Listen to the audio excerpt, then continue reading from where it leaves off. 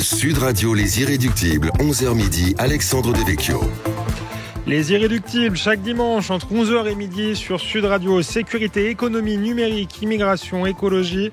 En cette année d'élection présidentielle, pendant 1 heure chaque semaine, nous débattons sans tabou des grands enjeux pour la France d'aujourd'hui et de demain. À quoi ressemble la France d'aujourd'hui à la veille de la présidentielle? Est-elle plus divisée que jamais? Nous en débattons avec nos 2 irréductibles de la semaine, Jérôme Fourquet, auteur de La France sous nos yeux, publié aux éditions Seuil, et Jérôme Sainte-Marie, auteur de Bloc populaire aux éditions du CR. Outre qu'ils s'appellent tous les deux Jérôme, nos 2 irréductibles ont pour point commun d'être 2 des meilleurs observateurs de la vie politique française. Ils diffèrent cependant sur un point. Jérôme Sainte-Marie voit la France essentiellement divisée en 2 blocs, un bloc populaire et un bloc élitaire, tandis que Jérôme Fourquet parle d'une France archipélisée et entièrement recomposée. Alors, bloc populaire ou archipélisation? Nous en débattons tout de suite sur Sud Radio dans Les Irréductibles. Sud Radio Les Irréductibles, Alexandre Devecchio. Jérôme Fourquet, Jérôme Sainte-Marie, bonjour. Bonjour. en même temps. Jérôme Sainte-Marie, donc commençons par vous. Vous êtes directeur de l'Institut de sondage Pollingvox et vous publiez aux éditions du CERF Bloc populaire, une subversion électorale inachevée. Alors je sais que vous vous insurgez parfois contre l'utilisation sauvage, comme vous dites, du concept de bloc populaire. Est-ce que vous pouvez nous expliquer ce que vous entendez par bloc populaire? Est-ce que ça se réduit finalement aux classes populaires? Oui, avec Jérôme Fourquet, on a un autre point commun qui est quand même fondamental, c'est le fait d'être sondeur, quand même, de profession. Je n'osais pas le rappeler, vu la répétation des... Non, mais ça... qui rejoint presque celle des journalistes. Non, mais ça a quand même des conséquences positives. Par exemple, le fait de partir de données statistiques. Et, comment dirais-je, d'avoir une petite culture de la preuve, en quelque sorte. Donc, quand j'ai commencé à réfléchir sur cette notion de bloc, c'est pourquoi? Parce que je voyais au fil des années, et notamment depuis le début de ce quinquennat, je voyais une polarisation dans l'expression des opinions, et notamment des opinions politiques, entre les CSP+, et les CSP-, pour dire les choses très clairement. Et que donc, il me semblait qu'il y avait une polarisation qui s'effectuait entre les catégories populaires et les classes supérieures, ce qui n'empêche pas d'ailleurs l'existence de classes moyennes, qui d'ailleurs sont souvent très attachées encore aux signifiants droite et gauche, pour d'excellentes raisons. Sur la notion de bloc, alors le bloc, c'est pas une classe sociale. La classe sociale, moi je raisonne avec un outillage qui est assez marqué idéologiquement, qui est d'une culture sociologique marxiste, pour dire les choses très clairement. Et donc la notion de classe sociale, si on considère que ce genre de choses peuvent exister, c'est quelque chose qui existe en soi, parfois avec une conscience subjective d'y appartenir, alors qu'un bloc c'est autre chose. Un bloc ça a une base sociologique, une base de classe, pour dire les choses dans un langage, comment dirais-je, un peu daté. Ensuite, ça a une idéologie. Par exemple, pour le bloc élitaire que je vois au pouvoir, cette idéologie, c'est l'idéologie libérale mondialiste. Et enfin, vous avez une forme politique. Pour nous, c'est le macronisme actuellement. Et donc, ces 3 étages, si vous voulez, sociologiques, idéologiques et politiques, n'existent en réalité que s'il y a une volonté. C'est-à-dire que un bloc doit se construire à partir d'un outillage de classe. Parfois, c'est possible de le bâtir. Parfois, il s'impose presque de lui-même. Mais enfin, il faut quand même, à un moment donné, qu'il y ait une formule politique pour le faire. De ce point de vue-là, il n'y a pas une symétrie parfaite entre bloc élitaire et bloc populaire, c'est évident. Justement, le bloc populaire, on peut penser qu'il existe sur le plan sociologique. D'ailleurs, vous pourrez nous détailler sa sociologie. Mais est-ce qu'il existe aujourd'hui sur le plan politique? Vous appelez votre livre, vous sous-titrez votre livre une subversion électorale inachevée. Est-ce que ça signifie que finalement il existe en gestation, je dirais, mais pas encore concrètement? Il existe très difficilement parce que, et même comment dirais-je, sa construction en quelque sorte a été interrompue parce que sa construction, c'est le paradoxe, elle dépend davantage au fond d'une réaction au bloc élitaire que d'une volonté intrinsèque d'acteurs politiques. Pourquoi? Parce que quand le Parti communiste avait construisé un vote de classe, il le faisait consciemment. Il disait aux ouvriers, votez pour nous parce qu'on est le parti des ouvriers. Votez comme ouvriers pour les ouvriers, pour le pouvoir des ouvriers. Actuellement, le vote ouvrier se porte essentiellement sur Marine Le Pen et sur le Rassemblement national. Mais il y a une différence majeure, c'est que le courant nationaliste ne se reconnaît pas dans ce vocabulaire de classe sociale. Il en est même la négation. idéologique. Et tant et si bien que ce vote de classe demeure plutôt subi par les acteurs politiques qui en bénéficient que construit par eux. Et il n'y a pas réellement, comment dirais-je, la volonté n'existe qu'à moitié de construire un bloc populaire, d'autant plus que la dynamique conflictuelle qui existait au début du quinquennat a été interrompue par la pandémie. Pourquoi interrompue par la pandémie ? On avait dans les 2 premières années du quinquennat Macron, on a connu une période de tension dans la rue et dans les esprits extraordinaire, avec quelqu'un d'aussi modéré qu'Alain Duhamel parlait de haine réciproque comme jamais il n'en avait vu dans la société française. Et ça, il y avait une expression politique à cela. Et donc, le bloc élitaire construisait en quelque sorte mécaniquement son antithèse qui s'exprimait essentiellement par le vote Marine Le Pen, le vote Bardella aux européennes, etc. Cette dynamique, cette dialectique, en fait, a été interrompue quand le pays a été d'un seul coup gelé, quand les réformes qui effrayaient une bonne partie de la population se sont arrêtées, et quand l'État, au lieu d'être un État réformateur, un État qui revenait sur un certain nombre de dispositions sociales préexistantes, a commencé à déverser des dizaines de milliards d'euros pour les gens. Donc forcément, c'est pas que les classes populaires se soient converties au macronisme, mais elles n'ont plus d'urgence, en quelque sorte, à s'y opposer. Et donc, on a effectivement une situation qui est, d'apesanteur sociale, qui suspend en quelque sorte la construction de ce bloc populaire. Alors Jérôme Fourquet, on rappelle que vous êtes directeur du département opinion de l'IFOP, vous êtes aussi l'auteur de La France sous nos yeux. Est-ce que vous partagez ce diagnostic ? Alors quel diagnostic? Si le fait que la construction du bloc populaire a été stoppée, je peux que partager ce diagnostic. Quand Jérôme Sainte-Marie avait publié son précédent livre Bloc contre bloc, on avait eu l'occasion d'échanger ensemble en disant que je partageais une partie de la thèse sur la constitution progressive de ce bloc élitaire autour d'Emmanuel Macron, mais que j'avais une difficulté à voir se dessiner le bloc populaire. Et donc on en est toujours au même constat de nos divergences. Moi, j'ai plutôt développé la thèse de l'archipélisation, c'est-à-dire la fragmentation de la société. Et si ce bloc populaire n'arrive pas à émerger, c'est à la fois parce qu'il n'y a pas d'acteurs sans doute politiques qui a la volonté de le faire advenir, mais aussi parce que les briques élémentaires ou le matériau qui serait utilisé pour la construction de ce bloc est extrêmement hétérogène.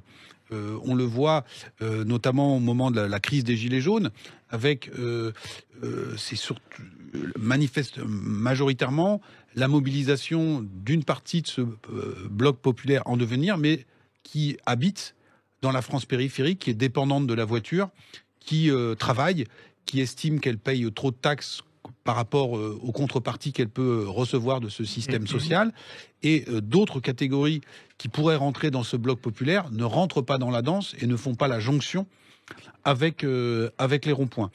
J'ai en mémoire un article de terrain qui avait été réalisé par des journalistes de Libération au moment de la campagne présidentielle de 2017. Ils s'étaient rendus à Sochaux, un des derniers endroits où on construit encore des voitures en France, et donc il y a encore une industrie conséquente.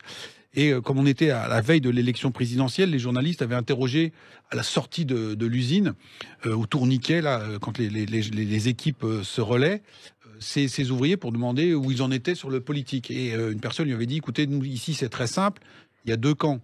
Il y a ceux qui sont issus de l'immigration qui votent Mélenchon, et nous qui votons Marine Le Pen. Et donc ils étaient sur les mêmes sites de production, dans les mêmes statuts, mais il y avait ce clivage ethnoculturel qui joue. On y reviendra, ouais. qui joue aussi. Et donc ça participe de cette difficulté à faire advenir le bloc populaire. Et puis je pense qu'on va y revenir tout à l'heure aussi. On voit la percée d'Éric Zemmour, qui lui revendique une stratégie trumpiste, qui est celle de l'alliance justement du bloc populaire avec une partie de la bourgeoisie. Avec la bourgeoisie qu'il appelle la bourgeoisie patriote, ce que Trump a réussi à faire dans un contexte américain, ce que Zemmour arrive à faire. Johnson aussi en Grande-Bretagne. Voilà, à son niveau, c'est-à-dire à hauteur de 15-16%, on voit qu'il mord sur différentes catégories. Mais donc il y a une partie de la bourgeoisie assez aisée qui aujourd'hui se reconnaît en Zemmour et qui n'est pas non plus dans le soutien à Macron. Donc c'est pour ça que moi je reste plutôt sur ma thèse de l'archipel en disant qu'il y a plusieurs lignes de clivage qui ne se superposent pas et qui fragmente un peu comme un kaléidoscope notre société. Toute la bourgeoisie ne soutient pas Emmanuel Macron aujourd'hui. Il y a une bourgeoisie assez conservatrice qui se reconnaîtrait, par exemple, pas mal dans Éric Zemmour. Hein. Quand vous regardez aujourd'hui les librairies qui ont vendu le plus de livres d'Éric Zemmour à date, il y en a une à Nice. Alors ça étonnera pas Jérôme qui connaît bien cette ville. Et puis la deuxième, c'est Vannes. Vannes, où on a une bourgeoisie traditionnelle, historiquement plutôt catholique, elle l'est peut-être plus tellement, et qui communie, si je puis dire, pas mal dans la vision du monde qui est celle d'Éric Zemmour. De la même manière, Alexandre, on voit bien qu'il y a toute une partie du lectorat, Figaro Magazine par exemple, qui peut se retrouver dans la ligne d'Éric Zemmour. Merci Jérôme Fourquet, merci Jérôme Sainte-Marie. Vous restez avec nous sur Sud Radio dans Les Irréductibles. On continue avec vous notre exploration de la France fracturée après la pause. À tout de suite sur Sud Radio. Sud Radio, Les Irréductibles, 11h midi, Alexandre Devecchio. Nous sommes de retour dans Les Irréductibles avec Jérôme Sainte-Marie et Jérôme Fourquet. Nous explorons la France divisée. Combien de divisions dans cette France à la veille des élections présidentielles. Nous parlions avant la pause du bloc populaire comme conceptualisé par Jérôme Sainte-Marie. Jérôme Fourquet, vous, dans votre livre, vous parlez plutôt de classe populaire que de bloc populaire et vous montrez finalement que ces classes populaires elles sont en pleine transformation. La fermeture des usines a considérablement transformé le visage de la France ouvrière. À quoi ressemble-t-elle aujourd'hui ? Alors c'est ce qu'on a essayé avec mon co-auteur Jean-Laurent Casselli de décrire. Donc on a aujourd'hui différents groupes qui constituent ces classes populaires. Il reste encore un prolétariat ou des ouvriers de l'industrie, mais ils sont aussi très nombreux aujourd'hui dans le secteur de la logistique et des transports. On a 400 000 chauffeurs routiers en France, par exemple. Hein, c'est absolument colossal. On a vu sur les ronds-points, au moment des Gilets jaunes, émerger la figure du cariste, hein, ce conducteur de Fenwick, tous ces salariés des entrepôts, de la logistique. Donc là, on est plutôt sur le versant masculin de ces catégories populaires. Du côté des femmes, on a beaucoup d'emplois dans les métiers qu'on appelle en bon français les métiers du care, le service à la personne, les salariés, les aides-soignantes ou les aides à la personne dans le secteur des EHPAD. Tout ce qui est le travail à domicile, on a des énormes entreprises aujourd'hui en France. Il y a un groupe qui s'appelle O2 par exemple qui met à disposition des femmes de ménage, des jardiniers, des gens qui vont faire du repassage, etc., etc. Ce groupe il emploie 45 000 personnes, c'est-à-dire le même nombre que compte Renault en France. Hein, donc on voit que c'est un nouvel univers qui est apparu sur notre classe, donc sous nos yeux, ce qu'on a appelé cette nouvelle classe ancillaire, un prolétariat domestique. Donc je me répète, la logistique, plus tous les salariés qui travaillent dans des secteurs extrêmement marqués par la sous-traitance, le gardiennage, la propreté. C'est par exemple le très beau livre de Florence Aubenas sur le quai d'Ouistreham, sur ces femmes de ménage. Et donc c'est tout de nouveaux visages qui ont émergé. Quelqu'un qui connaît ça par cœur, de l'autre côté du channel, c'est Ken Loach et son dernier film Sorry I Miss You. Sur Amazon, ouais. Mais en tête d'affiche un couple. Le monsieur travaille comme livreur sous-traitant de sous-traitant et la femme est une aide à la personne qui va comme son mari chrono en main d'un patient à un autre pour tenir les cadences. C'est ça aujourd'hui, ce nouveau prolétariat. On a parlé aussi du prolétariat de la silver economy dont on nous rebat les oreilles. Cette silver economy, entre 1980 et aujourd'hui, le nombre d'EHPAD a été multiplié par 3,5. Et donc il y a des centaines de milliers de personnes qui travaillent dans le secteur des EHPAD, personnes assez peu payées, très féminins. C'était par exemple le cas d'une figure comme Ingrid Levavasseur. C'était une des égéries du mouvement des Gilets jaunes. Elle est aide-soignante. Toute sa famille travaille dans ce domaine-là. Et contrairement à ce que nous rappelait Jérôme tout à l'heure, quand le Parti communiste s'adressait aux ouvriers, ce monde industriel avait su générer une culture de classe, une façon de s'identifier à un imaginaire, ce qui aujourd'hui ne semble pas être le cas. Il n'y a pas d'imaginaire qui est sécrété par Amazon ou par O2 ou par les secteurs des Justement, Jérôme Sainte-Marie, effectivement, ces classes populaires, elles n'ont plus les usines, elles n'ont plus le parti communiste. Est-ce qu'elles ont conscience de former une classe, voire un bloc, et est-ce que le mouvement des Gilets jaunes a été une prise de conscience pour elles? Moi, il me l'a semblé, parce qu'effectivement, on voit je crois que la vision qu'on a de la société française avec Jérôme Fourquet est pratiquement la même, en réalité, puisque moi, je lis d'ailleurs ses notes et ses livres avec le plus grand intérêt, et je partage tout ce qui vient d'être dit. Bien entendu, quand je prononce le mot ouvrier, j'imagine pas des gens qui sortent en salopette bleue, devant des usines, etc. Jean-Luc Mélenchon imagine ça. Cette transformation du monde ouvrier, moi, je la suis de manière très intéressée depuis très longtemps, si vous voulez bien entendu, dans les transports, tout cela. Mais moi, par contre, on a une tournure d'esprit sans doute avec Jérôme un peu différente, c'est-à-dire que lui, effectivement, étudie et nous présente un travail absolument formidable avec le Casselli, une forme d'ethnographie comme ça. Je crois que c'est vraiment le livre pour comprendre la France, c'est vraiment le meilleur livre qui existe. Mais lui, effectivement, voit effectivement cette mosaïque. Et il repère toute une série de pratiques culturelles, etc., différenciées, etc. Moi, j'ai tendance à voir plutôt ce qu'il y a en commun, en quelque sorte. Et c'est pour ça que j'insiste beaucoup dans mon livre, plutôt sur la communauté, par exemple, de revenus, de niveau de patrimoine, l'union conjugale très fréquente, d'ailleurs, entre les ouvriers et les employés.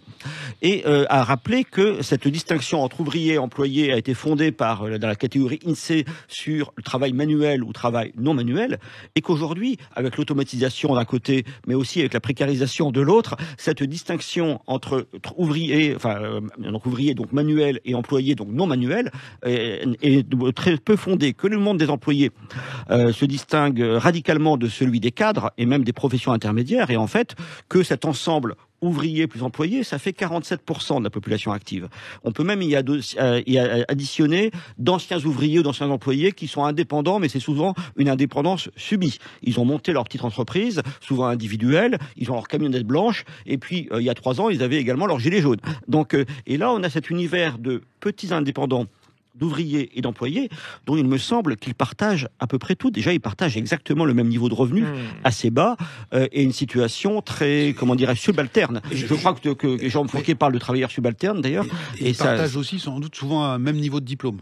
Voilà. Et donc, il y a effectivement un clivage qui est un niveau de diplôme assez bas et qu'il est plat. Donc, il manque de capital économique, de capital culturel, pour parler comme Pierre Bourdieu, pour s'en sortir. Mais malgré tout, comme le faisait remarquer Jérôme Fourquet tout à l'heure, ces classes populaires, elles divergent parce qu'il y a 2 catégories de classes populaires, si j'ose dire. Les classes populaires blanches, j'aime pas les catégories ethniques, mais il faut bien les définir, qui votent plutôt Marine Le Pen, et les classes populaires d'origine immigrée qui vivent dans les banlieues, les cités, et qui soit ne votent pas, soit se tournent plutôt vers Jean-Luc Mélenchon. Précisément, si vous allez observer, comme je le fais souvent, les manifestations, les rassemblements, y compris ceux de la gauche radicale, vous vous rendez compte, c'est visible, si j'ose dire. Si vous allez aux amphis de la France insoumise à Marseille, c'est le seul endroit de Marseille où il n'y a pas de personnes d'origine extra-européenne. C'est assez stupéfiant à voir. Et où on ne parle que de migrants, mais il n'y en a pas un seul qui est issu de l'immigration, en quelque sorte. Donc, cette forme de séparatisme existe. Mais moi, je pars là aussi d'un point de vue un peu différent. C'est-à-dire, je pars de la traduction politique de ces clivages sociaux. Moi, ce qui m'intéresse, c'est plutôt dans, quels sont les facteurs du vote, de la formation des opinions. Et là, je m'aperçois qu'effectivement, 50% des ouvriers voteraient, c'était avant l'offensive Zemmour, voteraient pour Marine Le Pen, 30% pour des employés voteraient également pour elle, et donc on a une homogénéité et une structuration sociologique du vote comme jamais auparavant, sinon lors des référendums sur l'Europe. Or, c'est donc parce que, par ailleurs, je sais que ça en est très focalisé sur l'islam, l'immigration musulmane, etc. Moi, c'est vrai que j'en parle quasiment pas dans mon livre, parce qu'en fait, pour l'instant, au niveau national, moi, ce qui m'intéresse, c'est les scrutins au niveau national. C'est pas le niveau local, je vois bien que dans pas mal de communes, ça pèse. Mais ce vote musulman, pour dire les choses clairement, à mon avis, pèse très peu au niveau national. Pourquoi ? Parce que déjà, si vous prenez le nombre de musulmans en France, il faut que ces musulmans soient de nationalité française. Il faut qu'ils aient plus de 18 ans. Il faut qu'ils soient inscrits sur les listes électorales. Il faut qu'ils aillent voter. Donc déjà, vous tombez sur beaucoup moins de monde désormais. Et en plus, il faut qu'ils aillent voter comme musulmans. Alors ça a été montré de différentes manières, et notamment par Jérôme Fourquet dans un bouquin précédent. C'était Karim vote à gauche. Voilà, Karim vote à gauche. Effectivement, parmi les sous-titres et son voisin vote FN. Voilà, exactement. Et donc ça, effectivement, on le constate, et que à mon avis, ça va devenir un clivage très important lors des prochaines échéances électorales. Pour la présidentielle 2022, ça me paraît être un facteur tout à fait réduit. Est-ce que l'entrée en campagne d'Éric Zemmour, qui se positionne beaucoup sur les thèmes identitaires, sur la question de l'immigration, peut justement déclencher un vote immigré? En réaction. Alors, on l'a déjà vu être activé, ce vote en réaction, en 2007, lors de la campagne présidentielle avec la candidature Nicolas Sarkozy. Donc ça s'était vu dans les urnes. Si vous prenez certains bureaux de vote en Seine-Saint-Denis, par exemple, il y avait des votes extrêmement massifs en faveur de Ségolène Royal. Et ça s'était encore amplifié au profit de François Hollande en 2012. Et ça s'était vu non seulement dans les urnes en 2007, mais aussi dans la rue, le soir du second tour. Le soir, fameuse image de la place de la Concorde avec Mireille Mathieu sur l'estrade accompagnant Nicolas Sarkozy. Dans beaucoup de quartiers populaires, comme on les appelle aujourd'hui, de Seine-Saint-Denis ou d'ailleurs, il y avait eu des nuits d'affrontements, de violences urbaines, parce qu'on avait toute une partie de la population de ces quartiers qui pensait que le lendemain matin, on allait venir les chercher pour les mettre dans des charters. Donc on a déjà vu ce phénomène-là se produire. Là, c'est peut-être ce à quoi aspire une partie des candidats de gauche, c'est d'essayer de récupérer à leur profit ces électeurs en ajoutant... Qui pèsent très peu, Jérôme Fourquet. Au niveau national, les électeurs... Oui, mais je veux bien qu'on fasse une focalisation sur l'islam en permanence, mais ces électeurs musulmans pèsent très très peu dans les résultats électoraux nationaux. Non, mais sur une gauche qui aujourd'hui fait au mieux 8 ou 9% pour chacun des candidats. C'est la stratégie Coquerel à la France Insoumise, je vois bien. C'est une stratégie d'ailleurs qui échoue, hein, vous avez remarqué. Et donc on peut avoir l'idée d'agiter l'épouvantail Zemmour comme on avait agité l'épouvantail Sarkozy et Le Pen avant, pour essayer de mobiliser. Alors soit cet électorat musulman, soit s'il n'est pas musulman, parce qu'effectivement, quand on l'appelle comme ça, on réduit la focale, un électorat des banlieues, électorat des quartiers, pour essayer de le faire voter. Comme l'a rappelé Jérôme Sainte-Marie, il a une caractéristique, cet électorat, c'est qu'il s'abstient souvent énormément. Ouais. Et qui ne sort de cette abstention que quand, entre guillemets, il y a péril en la demeure.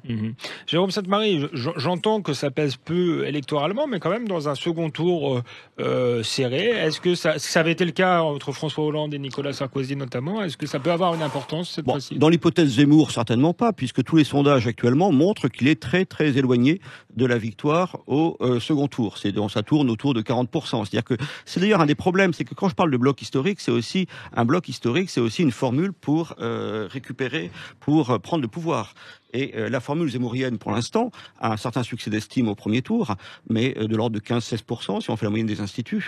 Mais au second tour, on est plutôt du côté de 40%. C'est-à-dire que pour l'instant, cette formule est moins performante face à Emmanuel Macron que la formule Marine Le Pen. Qui d'ailleurs est moins performante, disons-le, que la formule Xavier Bertrand. Tout ça est très virtuel, on le comprend très bien. Aujourd'hui, on est en début de campagne, on est même en pré-campagne, mais cette formule, et donc si Éric Zemmour, pour l'instant, est très très éloigné à 20 points près quand même, parce qu'il y a 20 points de différence actuellement entre Macron et Zemmour au second tour, eh bien, dans ce cas, ça signifie que c'est pas la question du vote musulman qu'il faut agiter. C'est pas lui qui fait la diff. Voilà. Ça me pèse très peu. C'est qu'effectivement, c'est une option qui, pour l'instant, n'a pas encore. Il reste 6 mois pour le faire, hein, éventuellement. Merci. Il n'a pas conquis une majorité de Français. Merci Jérôme Sainte-Marie. Merci Jérôme Fourquet. On continue de parler des fractures françaises après la pause. On a exploré le bloc populaire. On essaiera de voir si un bloc est élitaire et à quoi il ressemble. À tout de suite sur Sud Radio dans Les Irréductibles. Sud Radio Les Irréductibles, 11h midi, Alexandre Devecchio. Nous sommes de retour dans Les Irréductibles avec Jérôme Sainte-Marie, auteur de Bloc populaire, une subversion électorale inachevée, et avec Jérôme Fourquet, La France sous nos yeux, économie, paysage, nouveau mode de vie. On parlait avant la pause du bloc populaire, du bloc élitaire. Vous ne vous retrouvez pas forcément sur l'idée qu'il y a deux blocs aussi figés que ça, mais vous partagez quand même l'idée qu'il y a une polarisation de la société française. Alors moi, ça m'a fasciné dans votre livre, Jérôme Fourquet, vous expliquez que ça va jusqu'à la baguette de pain, qui est ce symbole de la France. Vous expliquez qu'il y a une boulangerie finalement pour les bobos en quelque sorte, et une boulangerie des ronds-points. Alors voilà, donc ça en doit ce morceau d'anthologie à mon co-auteur Jean-Laurent Casselli, qui s'est beaucoup passionné pour ça. Et donc ça fait longtemps qu'on parle de fragmentation de la société française, mais il y avait un univers qui avait résisté jusqu'à la fin des années 2010, c'était l'univers de la boulangerie, où en gros tout le monde allait acheter à peu près son pain au même endroit, donc soit en centre-ville, soit au rayon boulangerie des grandes surfaces. Et puis, il explique comment des boulangeries de centre-ville, notamment dans les grandes métropoles, se sont développées, souvent montées par des gens qui sont en reconversion professionnelle, qui ont des bacs +5, qui en avaient marre de faire des PPT dans des cabinets divers et variés, et qui ont voulu retrouver un sens à leur vie, qui signent leurs pains, qui font des pains avec des farines anciennes, sans gluten, etc., etc., et donc qui sont adaptés, comme vous le disiez, à une clientèle particulière de cœur des grandes métropoles. Et puis Jean-Laurent Casselli montre très bien comment, depuis une dizaine d'années, des acteurs ont développé des centaines de boulangeries en franchise, qu'il appelle les boulangeries de rond-point, qui reprennent les mêmes codes que la grande distribution, donc le parking obligatoire, puisque ces catégories populaires, pour beaucoup, ont en commun des expériences de vie, et notamment c'est la place tout à fait centrale qu'occupe la voiture dans cette expérience-là. Et donc on va faire un peu de publicité, mais ça parlera aux éditeurs de Sud, Marie Blachère, Ange ou autres, qui ont colonisé, qui ont maillé tout le territoire de la France périphérique pour vendre du pain. Voilà. Donc même cet univers du pain s'est trouvé antagonisé, si je puis dire, avec des expériences qui commencent à diverger singulièrement. Vous y voyez une confirmation de votre thèse, Jérôme Sainte-Marie ? La preuve par le pain, Jérôme Sainte-Marie. C'est important le pain, vous savez, il y a des révoltes pour cela. Exactement. Dans l'histoire. Oui, c'est-à-dire que je trouve, effectivement, dans tous les travaux de Jérôme Fourquet, la confirmation de ce qui me préoccupe le plus, c'est-à-dire le poids des conditions matérielles dans les choix politiques des gens.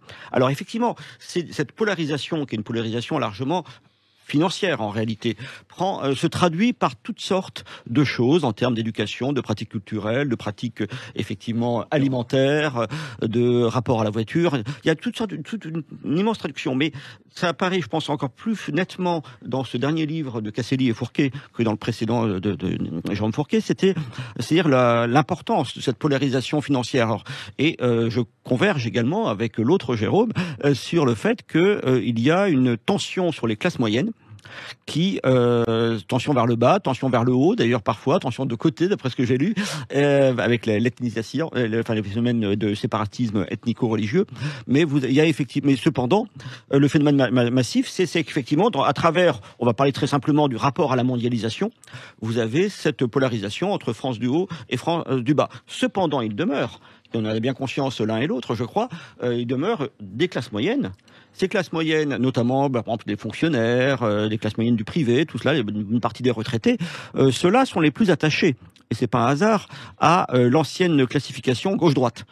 La gauche est devenue se réduit de plus en plus au monde du secteur public et de la dépense publique.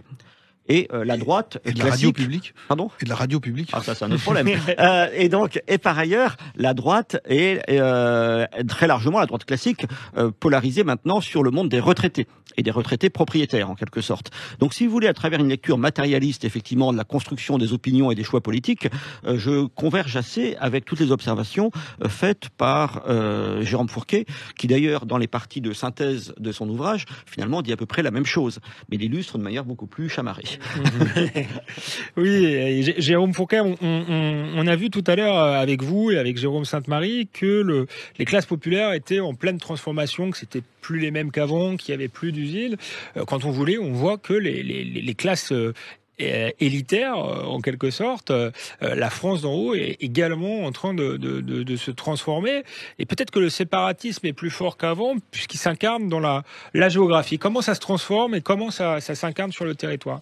Alors comment ça s'incarne sur le territoire ? C'est d'abord un phénomène massif de métropolisation, avec ces fameuses CSP+, qui sont de plus en plus concentrées dans le cœur des grandes métropoles ou dans un certain nombre de zones touristiques résidentielles. Je crois beaucoup, et on verra peut-être lors d'un prochain scrutin présidentiel, à l'émergence d'un écosystème particulier sur tout le long des littoraux en France. Donc là, il y a beaucoup de retraités aisés, mais il y a aussi, avec le télétravail, des CSP+, qui sont allés s'installer là. Donc, en gros, littoral plus cœur des grandes métropoles, c'est là le lieu de vie, le biotope de ces fameuses CSP+.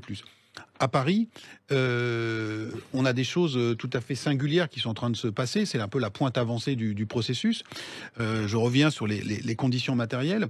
À la fin des années 90, à Paris, il y a encore une personne sur deux qui a une voiture, contre 75% en moyenne en France.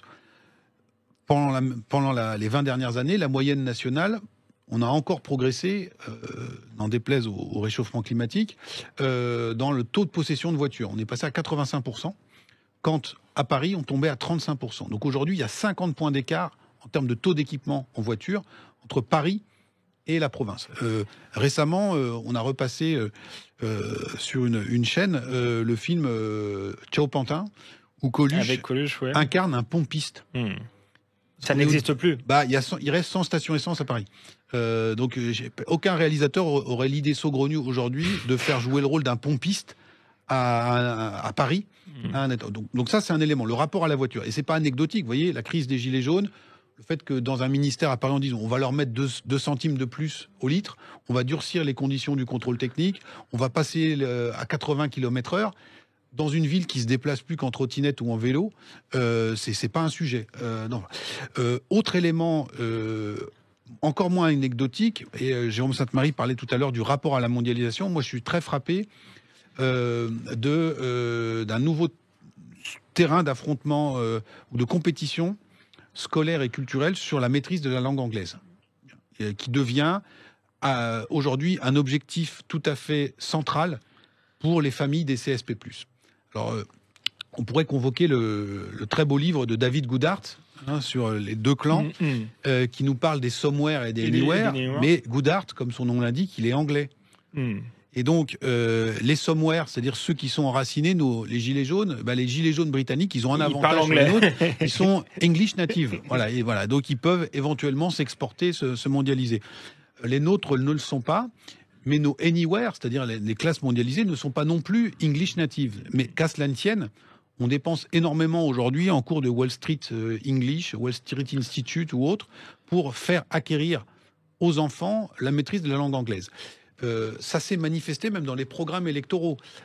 Avant ces déboires, quand il était encore en piste pour la mairie de Paris, Benjamin Griveaux avait proposé que, parmi les mesures, que s'il était élu à la fin de son mandat, tous les petits Parisiens qui sortiraient du collège seraient bilingues anglais.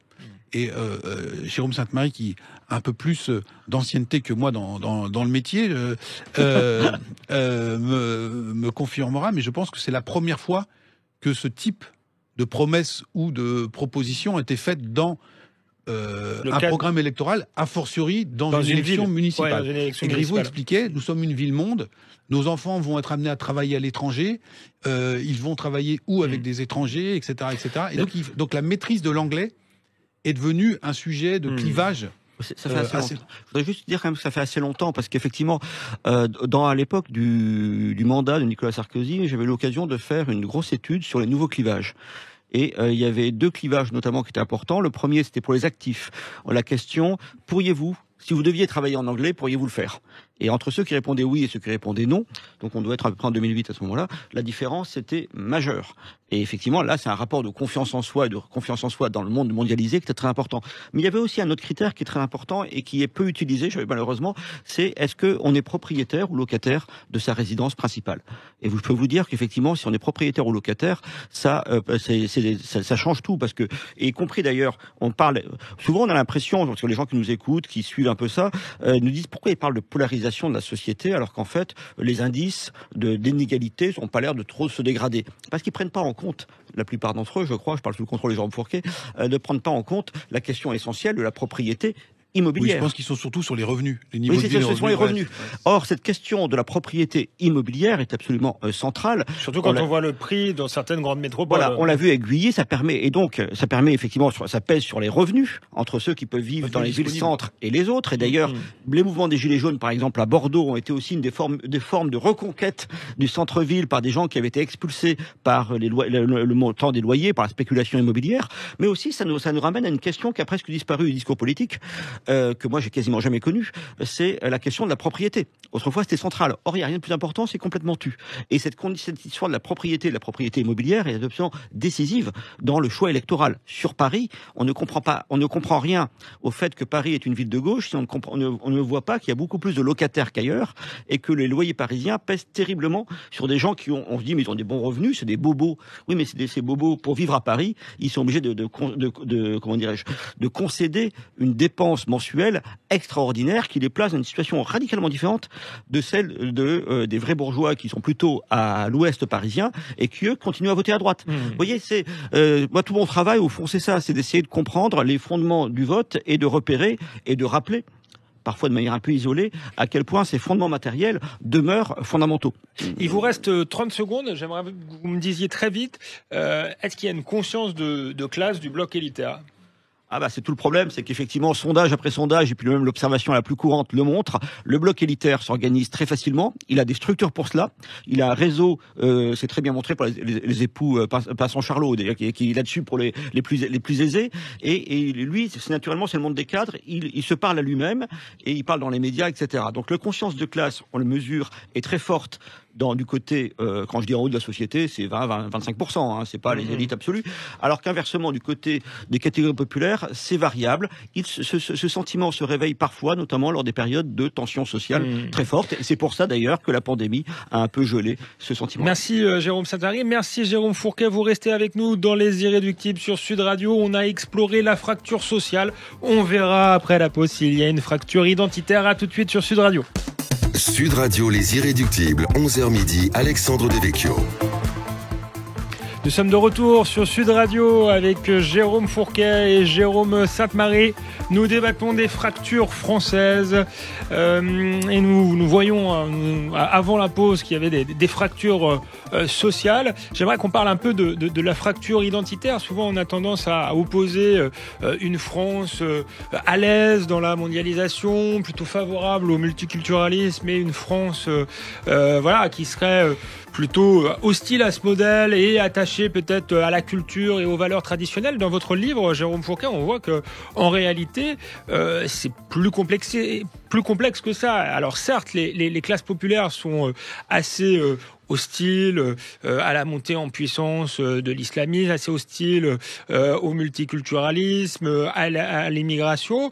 Mais elles mangent chez McDo. Vous avez tout résumé. Elles sont pas forcément. Il reste une France catholique, mais elle est minoritaire. Et en réalité, on voit que les classes populaires, si on vous lit, sont en voie d'américanisation. Alors, il n'y a pas que les classes populaires. Hein. Quand on parle de la Startup Nation, des Starbucks Coffee, le modèle américain est tellement sophistiqué et puissant qu'il a proposé une version adaptée à chacune des îles de l'archipel. Il y a le rap pour les banlieues, je vais vite, la danse country pour les ronds-points et les gilets jaunes, le Starbucks Coffee et la Startup Nation pour les élites mondialisées. Donc tout le monde baigne ce qu'on a essayé de montrer, ce qu'on appelle la couche yankee.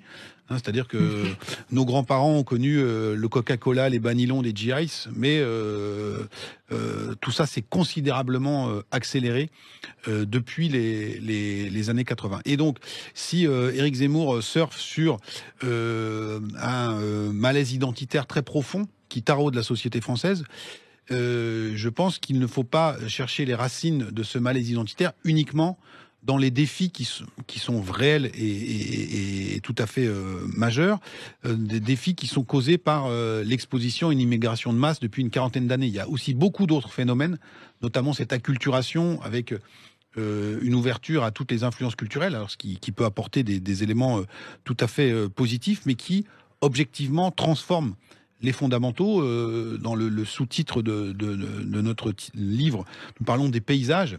Quand vous regardez ces paysages avec les kebabs, les Buffalo Grill, les chaînes de tacos, les chaînes de sushi, etc., etc. Donc il y a bien évidemment des consommateurs, hein, et beaucoup de Français ont plaisir à consommer ces gastronomies tout à fait différentes. Mais donc, il y a une espèce de gigantesque melting pot. Chez Mélenchon, on appelle ça la créolisation. Nous, on appelait ça l'hybridation parce qu'on s'est voulu un peu plus neutre. Mais effectivement, ce qu'on appelle la France d'après a quand même considérablement muté par rapport au début des années 80 et perturbe sans doute toute une partie de la population de manière un peu, et qui de manière pas forcément consciente n'a pas forcément conscience des causes de ces transformations. Ce qu'elle constate juste, c'est qu'elle a perdu ses repères. Mmh. D'accord avec ce point de vue. Dans la constitution des deux blocs, la question de l'identité joue un rôle ou pas ? Pour moi, assez peu en réalité, puisque vous avez, ça a été montré, effectivement, cette espèce de magma, cette espèce de grande broyeuse, qui est tout simplement le règne du capital, hein, pour moi. C'est assez simple, hein, si vous voulez. Mais effectivement, parce que c'est cette destruction absolue des petits commerces. Le fait que, alors c'est effectivement, dans les paysages, ça se voit maintenant, quand vous entrez dans les vieilles villes de France, je sais pas moi, Bourges, Orléans, tout cela, mais vous passez d'abord par une strate de hangars, de zones commerciales, et qui ont complètement détruit. De ce point de vue-là, les poujadistes n'avaient pas complètement tort, vous voyez, complètement détruit effectivement la petite entreprise et le petit commerce. Et c'est des marques qui achètent, franchisées, etc. Qui donc c'est le marché international qui se déploie. C'est cette broyeuse que Karl Marx décrivait dans le système économique qu'il avait sous les yeux et qui est quelque chose qui est une évidence d'ailleurs, qui est ressenti par tout le monde, y compris par notamment dans les milieux très catholiques, par exemple, qui ne sont pas d'une culture marxiste, ils voient bien ce qui est en train de se produire. Mais en fait, ce qui s'est déjà produit. Je pense que voilà. Et dernière chose, il y a une autre étude qui m'a beaucoup intéressé, c'est il ne faut pas caricaturer ou imaginer ou espérer qu'il y aurait une authenticité française qui serait maintenue dans les classes populaires et qui aurait disparu ailleurs. Ça a disparu partout, comme l'a souligné Jérôme Fourquet. Il y a un phénomène qui est extrêmement préoccupant, que je vois à l'œuvre. Luc Rouban, le sociologue Luc Rouban, l'a signalé à travers une étude du CEVIPOF. C'est le phénomène d'anomie. Alors l'anomie, c'est quoi ? C'est le fait qu'on ne se reconnaît plus dans aucun groupe, dans aucun collectif, qu'on est réduit à l'individu, mais c'est pas un individualisme rayonnant, c'est un individualisme subi, en quelque sorte. Et vous avez une proportion importante des Français qui ne se reconnaît comme appartenant à aucune communauté, et pas davantage d'ailleurs à la communauté nationale. Et le sentiment d'appartenance à la communauté nationale est moins fort en bas de la société qu'en haut de la société. Beaucoup de gens sont tellement, si vous voulez, se sentent tellement démunis, tellement broyés, tellement précarisés tout simplement, précarisés à tous les niveaux, et pas seulement dans le domaine du travail, qui ne se reconnaissent dans plus grand chose, ce qui peut contribuer à expliquer les taux d'abstention très forts et le développement de ce que j'appelle une forme de survivalisme politique, où on ne se remet plus du coup au collectif, on ne se remet plus à la démocratie, et on essaye de se protéger soi-même et ses proches. Je pense que le survivalisme à l'œuvre est un des dangers les pires que l'on traverse actuellement le pays. Jérôme Sainte-Marie, oui, vous expliquez effectivement que beaucoup de Français n'ont plus d'appartenance nationale ou ne se reconnaissent plus dans l'appartenance nationale. À lire Jérôme Fourquet, on a l'impression que par contre il y a de multiples appartenances qui sont en devenir, qu'on a une France des tribus. Alors vous en listez différentes. Il y a la tribu du yoga, il y a la tribu des catholiques, il y en a d'autres que vous pourrez nous détailler. Jérôme Sainte-Marie parlait de cela comme étant une résultante du capitalisme, et donc on peut prendre une marque emblématique du capitalisme mondialisé, américanisé, c'est McDonald's, qui dit « venez comme vous êtes », hein, c'est son slogan. Je pense que la France d'après, c'est un peu ça, c'est un peu « venez comme vous êtes », ou en très bon français, do it yourself, c'est-à-dire chacun se bricole son propre référentiel. Et donc moi, ce qui me fascine et qui me laisse parfois assez pantois, c'est cette recomposition, cette hybridation parfois très très déroutante. On l'a vu notamment au moment cet été des mobilisations anti-pass sanitaires, quand vous voyez les cortèges des gens qui défilaient dans ces manifestations. On avait des gilets jaunes qu'on a décrits tout à l'heure, avec des adeptes des médecines douces, des personnes qui étaient plutôt sensibilité proche des nouveaux courants yoga et compagnie. On a même eu quelqu'un comme Sandrine Rousseau qui nous explique qu'elle préfère une femme qui jette des sorts à un homme qui construit un EPR, donc en espèce de retour de la figure de la sorcière. Donc tout ça, il y a une influence américaine, encore une fois, c'est la witch, la sorcière icône des écoféministes, des campus américains, et puis la sorcière promue à longueur de journée dans les productions hollywoodiennes. Donc on a tout ce mélange, cette espèce de magma, et chacun, dans ces grandes zones commerciales, vient faire son marché idéologique, identitaire et spirituel, et se bricole. Ce qui nous donne aussi à nous, pauvres sondeurs, parfois de sérieuses migraines ou maux de tête, parce que les individus qu'on affectait préalablement dans des cases assez homogènes, hermétiques, en disant il y a tel ou tel groupe, etc., etc. Aujourd'hui, on dit mais est-ce qu'on est sûr qu'il n'y a pas une erreur de codage dans les réponses des gens, parce que s'il a dit ça, il peut pas en même temps faire ça. Or, si, et chacun, je pense, de vos éditeurs pourra se reconnaître, c'est pas un mal, de voir en disant, c'est vrai que sur tel ou tel sujet, je suis pas forcément là où on m'attendrait, j'ai mes propres petites lubies, mes hobbies particuliers. Et donc tout ça se recompose de manière... Alors, Jérôme parlait de l'anomie, il y a un certain nombre de courants majoritaires, mais il y a quand même... dans le nuage de points, beaucoup d'électrons qui sont assez éloignés du nuage. Il nous reste plus beaucoup de temps, 3 minutes. J'aimerais qu'on finisse en se demandant comment tout ça se traduit électoralement. À lire Jérôme Sainte-Marie, il croit encore à l'existence effectivement de 2 blocs. On attendait d'ailleurs peut-être ces 2 blocs incarnés par Emmanuel Macron et Marine Le Pen. C'était en tout cas le duel qu'on nous promet depuis 4 ans. Vous, Jérôme Fourquet, vous parlez d'archipel français. Est-ce que cet archipel, on le retrouve pas aussi finalement en politique? Là, si je regarde les sondages de cette pré-campagne, on a finalement très malin qui peut dire qui sera au second tour, y compris peut-être même, on n'est pas sûr qu'Emmanuel Macron le sera. Donc voilà, je voulais vous demander à tous les deux pour finir, vous avez 1 minute et demie chacun. Comment vous voyez le scénario? Qui peut rassembler cette France fracturée? Mais je suis pas sûr que quelqu'un puisse la rassembler. Moi, je reste sur ma thèse de l'archipélisation. Et on va citer les grands auteurs. Édouard Philippe disait à la veille des élections européennes, la poutre travaille encore. C'est-à-dire que le Big Bang, amorcé en 2017, nous sommes peut-être, puisqu'on parle de Netflix aussi beaucoup dans cette société française, on est peut-être sur la saison 2. Et donc la poursuite de la recomposition est à l'œuvre. On voit ce qui se passe à gauche avec un courant écologiste qui supplante ce qui reste du Parti socialiste, un mouvement des Insoumis qui peine pour l'instant à réitérer sa performance de l'autre fois, et à droite avec le surgissement d'Éric Zemmour. Et on avait cette ligne assez étanche entre droite et Rassemblement National qui, quand je dis assez étanche, c'est que pour ce qui restait de la droite, ne voulait pas aller de ce côté-là, qui a en partie volé en éclats. Donc, de mon point de vue, et au regard des chiffres, on est sur un paysage qui demeure archipélisé et qui ne s'est pas encore reconstitué, même si le bloc élitaire cher à Jérôme a une certaine cohérence et consistance du côté de Macron. Mais pour tout le reste, c'est quand même assez fluctuant. Oui, moi je ne vois pas exactement dans la diversité politique de premier tour qui a toujours plus ou moins existé. Je ne vois pas véritablement le signe au même niveau aussi. D'une très grande. Il y a toujours eu de la diversité, mais là il y a 4 candidats potentiellement au second tour. Eh bien justement, Jean-Marie Le Pen autrefois dénonçait la bande des 4, dont lui était le 5e. Vous voyez, ça a toujours plus ou moins existé en réalité. Je ne vois pas la traduction du phénomène d'archipélisation ou de la multiplication des clivages dont parlait Jérôme Fourquet. Moi je vois inversement. Il me semble au contraire, évidemment, qu'il y a énormément de clivage, mais quand il y en a tellement, justement, ça crée plus un magma que ça ne crée une mosaïque. Et à partir de là, vous avez, me semble-t-il, c'est tout le sens de ce que j'essaye d'écrire. Je pense que pour les conditions matérielles pèsent très fortement sur le vote. Ça a toujours été le cas jusqu'à présent. Et on peut même voir cette dimension matérielle à l'œuvre dans l'opposition entre la nouvelle formule proposée pour le courant nationaliste, c'est-à-dire Éric Zemmour, par rapport à ceux qui sont restés fidèles pour l'instant à Marine Le Pen. Alors, en tout cas, et dernière chose, je pense pas qu'il y ait effectivement de synthèse qui se réalise parce que aujourd'hui, on l'a compris avec Macron, cette synthèse n'est plus nécessaire. Donc le compromis social que représentait autrefois le second tour, eh bien celui-ci n'est plus nécessaire. On a la preuve depuis 4 ans que l'on peut gouverner, on peut prendre le pouvoir et on peut gouverner efficacement en étant très minoritaire.